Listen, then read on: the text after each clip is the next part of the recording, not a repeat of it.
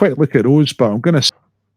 Right. Well, thanks for coming and doing this. You're the first person from the Labour Party to have a go at this. We've had the Greens, we've had the SNP, we've had the Liberal Democrats, we've had the Tories as well. So far, the Greens are at the top, 51 points, which was kind of outstanding. But to be totally fair, Jodie, who did it for the Green Party, is an actual quizmaster now. I know, but there's more to come. It'll be all right. So, Graeme, on Wednesday, just gone, a couple of days ago, I had a Tory from Cowdenbeath, right, which is like the man on the moon, right? You're kind of the other way around. You're a Labour person in Aberdeenshire East. I looked up the stats, and like last time Labour was distant fourth. So it's like, what's it like being the outsider in a political contest like this? Sorry, I mean, any political contest should be the same. You should be able to talk about what your views are and how it can help people. And sometimes that's a bit easier when there's no expectations, I guess. And I watched a bit of the one you had with the guy from Cowdenbeath. I think he probably finds the same. I think it's important those views are still heard, to be honest. And can you, when you're campaigning around Aberdeenshire East and it's just all like farmers who, is it all right? Did they talk to you, or did they just dismiss you because you're a Labour guy, or what? We're not allowed to talk to anyone at the moment anyway. Well, yeah. We're allowed to leaflet and we're allowed to call people up on the phone, but that's the law. No, I mean, everyone's very nice. I think that's pretty much true the country over. You get some bampots on Facebook and Twitter, but for the most part, people you speak to they're very polite. They'll often, if your hand was out doing some leafleting today, and they'll say you're from the Labour Party, not for me, and you go, that's fine, no problem, and you move on. And that's, I mean, I've done some weird campaigning over the years where you get some interesting views, but I'd say 98% of people are perfectly nice and civil. You just disagree with them and you move on. Well, that's very positive, isn't it? It's not like. I think you know what? I think sometimes we forget how lucky we are. A lot of politics in a lot of different countries can be quite tasty in terms of people getting shot by other sides and stuff like that. So, I think we got it probably better. That's more a Cowdenbeath thing, I think. Yeah, it's a bit more civilized up your way. So, what's your story? How did you get into it? How did you become a politician? Because you said you've been campaigning before. So, have you been in it for a little while, or?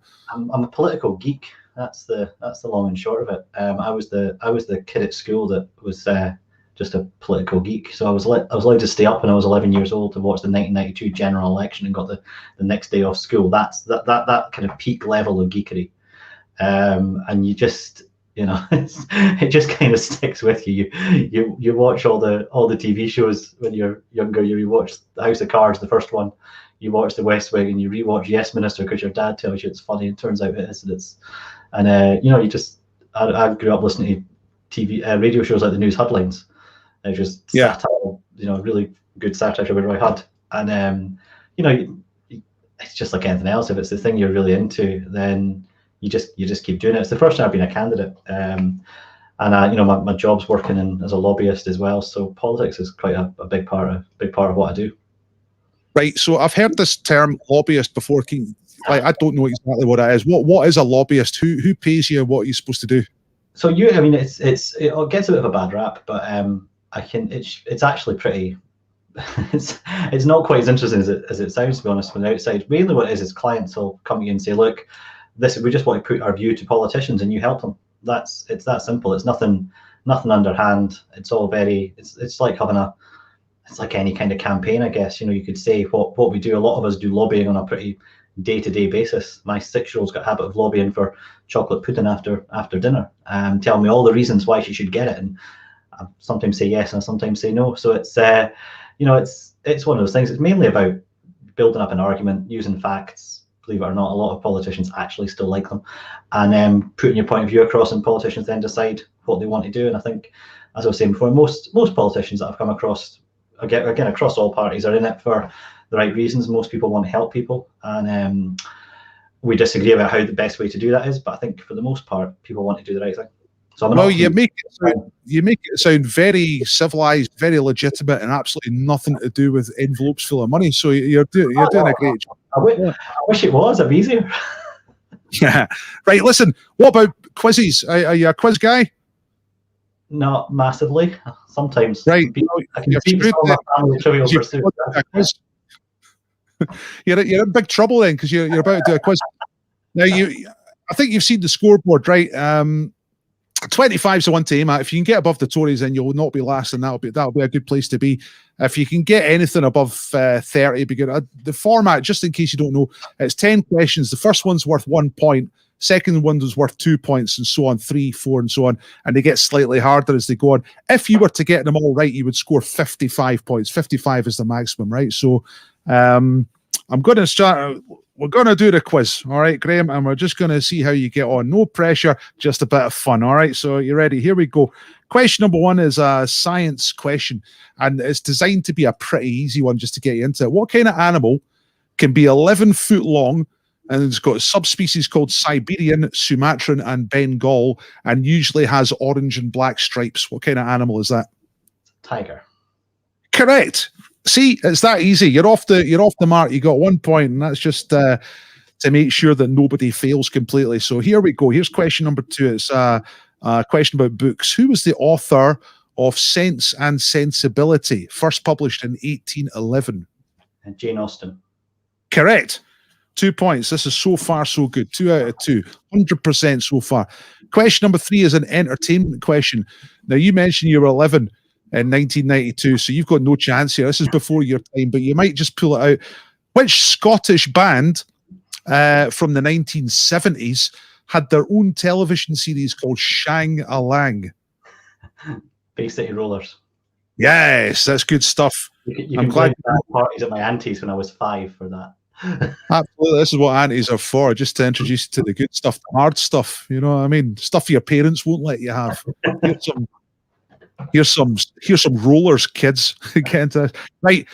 Along the way in this quiz, there's a couple of multiple choices just to make it easy. This is the first one, right? So in which year, this is a bit more difficult now, in which year did John Logie Baird give the first public demonstration of his television? Was it 1926 or 1936?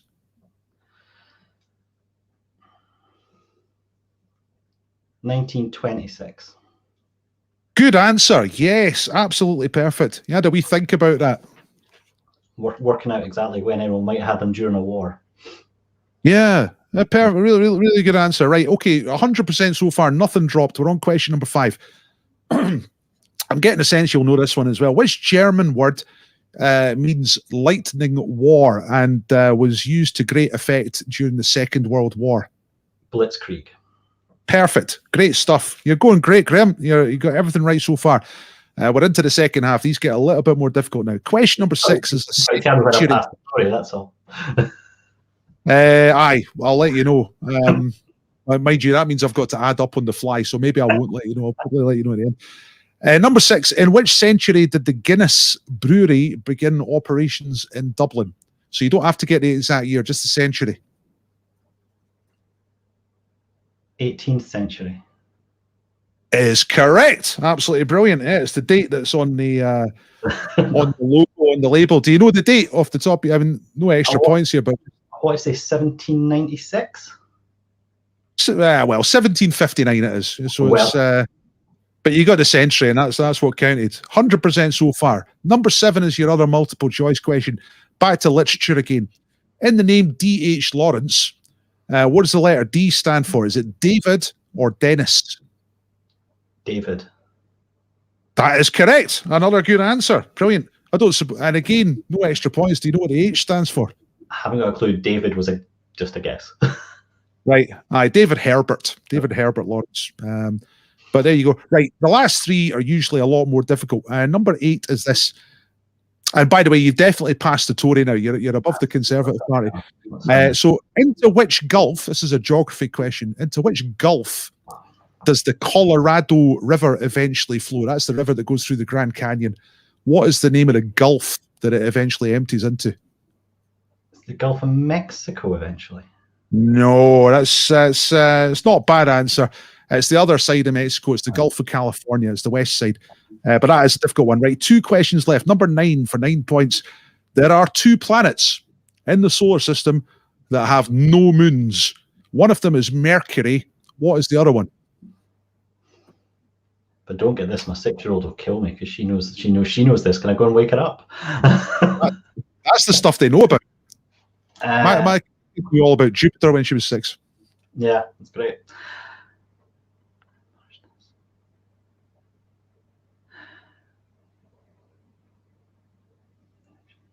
Venus? Yes! Brilliant. Honestly, I'd have got into trouble if I hadn't got that right. That's the first time I've seen you actually slightly shaken. Going for the drink as well. Have to face the kid. What's your daughter called? Hannah. Hannah. You have to look Hannah right in the eye and said, I got a Venus question wrong. And she'd be like, better. Now you give me the chocolate. She'll get the book and make me do revision. Absolutely. These 6-year-olds are unforgiving. Right. Okay. Last question. This is going extremely well. This is going to be a top score. And the last one you have to get within 2 years, right? It's a what year question. You have to get within 2 years. What year was the first year that Pete Sampras, the tennis player, won his first Grand Slam title, which happened to be the US Open? Okay. So the first time that Pete Sampras was a champion at a Grand Slam tournament, what year was it? You have to get within 2 years. I think you heard the end of the quiz, so that you know how this works. Pete Sampras. 1994. You're just a bit too late. It's 1990. I thought you were going to get it, to be honest, but it's bad luck. So you got the number 10 wrong and you got the number 8 wrong. So it's 18 points off of 55. So you score 37. That's great. Of course you'll take that. That's what you get. Thanks very much, Graeme. That was really good. Enjoyed that. Not ruffled at all. A great show for the Labour Party. What I'm trying to do is try and do as many of these as I can between now and the election and just add the scores up. And it's for people who don't know who to vote for, because, you know, some people are on the fence. They don't know who to vote for. And the only thing you can do to really work out who to vote for is to have a pub quiz. It's the only fair way. And as somebody suggested a couple of quizzes ago, this is the only time you get a straight answer out of a politician is giving them questions. So that's the dual purpose of that. So what are you doing tomorrow? Have you got any more campaigning tonight, or are you done for the night? Or are you done for the night? We try not to bother people after 8 o'clock on the phones. It just, funnily enough, drives them absolutely mad, including me. So we'll tomorrow. I've actually no idea what I'm doing tomorrow. I haven't got a clue. Hey, master plan. I haven't got a clue, to be honest. Do you not have like Peter Mandelson phoning you up every 2 minutes going, look, you've got to get in position by 0700 hours, you've got to have the troops on the ground, all that sort of thing? How is the strategy? Is it just, I mean, I don't know what it's like. Is it down to you, or is it, or you got a bit of a team, or what? You get a lot of help from the head offices. I think all the parties are the same. You see what in our case, what Anna Sarwar's been saying about a national recovery plan, and you try and apply that to how it'll work in your area, and you use some of the message you get from them, and then a lot of it's just making sure people know you're there, they know who you are. People get in touch through websites and social media, and you try and answer their questions. Some people get very specific questions. Some people just want to know what you're going to do about climate change, or about jobs, or about anything like that. It's a bit of everything, to be honest. You just got to try and make sure people know you exist when you're kind of in that position. So a little bit. Yeah. So do community. Sorry? In terms of May the 6th, what have you got a personal target? Because I looked at the thing from last time. Labour were 4th in this seat, right? SNP and total. So have you got a target in your mind where you want to be on? I think as high as possible. No, I think if you stay around the same kind of area would be good for me, to be honest. I don't think there's any risk of me running to Holyrood after this election. Are you on the list as well, or are you just doing the seat? No, I'm just doing the seat. So it's. Right. Yes, we'll see how it goes, but it'll be an interesting election. I've been at election counts before, and they're always kind of 2 a.m, and everyone's knackered and running on Red Bull and pork pies you bought from Tesco earlier in the day. This one's going to be on the Friday during the day, and it's going to be not as many. There's usually quite busy occasions, and quite a lot of noise and bustly. It's going to be a bit of a different count. The day happening on the Friday, and I think some are on the Saturday. They've not confirmed when ours are going to be. The Friday or the Saturday, so it's going to be a bit odd from that perspective as well, because usually you've been awake for 60 hours by the time you get to actually a result, and everyone's dying, and you're just sitting there with your head dropped and wondering how much more coffee you can take in. So be a bit different, but everyone a bit refreshed this time. Who knows? Yeah, mate, aye, it'd be quite nice. Yeah, no, I went to a couple myself in the 90s, working for the BBC back in the day. I did. In fact, I was at 1997 Greenock when Tony Blair swept to power. That was quite a night in Greenock. I mean, there was no point in counting the votes in Greenock. They just weighed them for Labour. 50 tons of votes for Labour, 50 grams for everybody else put together. It was The good old days. but everybody was watching telly and about the whole country, and it was pretty exciting stuff. Listen, I better get away because I've got to get some games for the other people watching. But a couple of people saying you did well.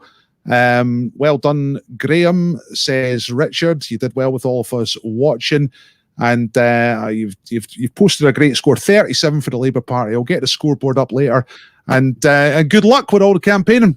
Cheers, thanks so much. Cheers. Right, thanks, Graham. See you later. Good stuff. Yeah, good score.